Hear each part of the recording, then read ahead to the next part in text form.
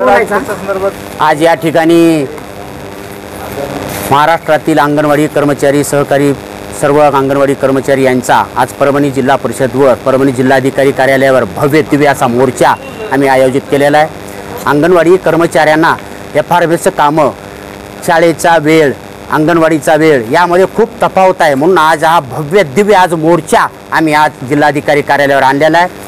या मोर्चाच्या अनुषंगाने सर्व आमचं शिष्टमंडळ सविस्तर असेल माननीय कलेक्टर साहेबांना या ठिकाणी आम्ही निवेदन दिलेलं आहे। कलेक्टर साहेबांनी यथोचित अशी आमच्या सविस्तर चर्चा केली आणि ह्या चर्चेनंतर कलेक्टर साहेबांनी सविस्तर असं मार्गदर्शन करून यामध्ये तोडगा पण काढलेला आहे। एवढंच या ठिकाणी आजच्या अनुषंगाने सांगू इच्छितो। मदतनीस महासंघाच्या वतीनं परभणी जिल्हा शाखेचा असा भव्य मोर्चा आज या ठिकाणी आम्ही काढला।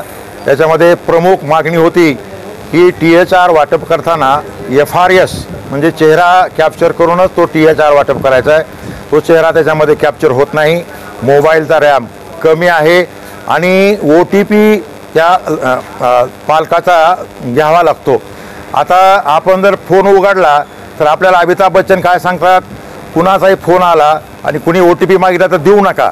इकडे शासन काय म्हणते THR देताना की तुम्ही OTP घेतल्याशिवाय तो THR देऊ नका, आणि बाई जर OTP मागायला गेली तर तो माणूस फोनसुद्धा उचलित नाही आणि त्याच्यामुळे अंगणवाडी कार्यकर्त्याची फार मोठी हॅरेसमेंट होते। म्हणून FRS ही जी आहे सिस्टीम ती सरकारनं बंद करावी।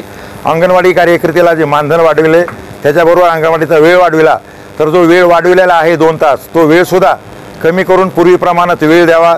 त्यांना कायमस्वरूपी कर्मचाऱ्याचा दर्जा दिला पाहिजे।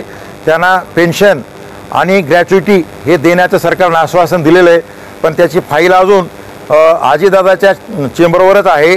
तर त्याच्यावर सही होऊन ते सुद्धा आम्हाला तात्काळ त्या आमच्या मागण्या मंजूर व्हाव्यात याच्यासाठी आम्ही परभणी जिल्ह्यापासून आंदोलन सुरू केलेलं आहे आणि लवकर नाही झालं तर पूर्ण महाराष्ट्रभर हे आंदोलन तीव्र केल्याशिवाय आम्ही राहणार नाही।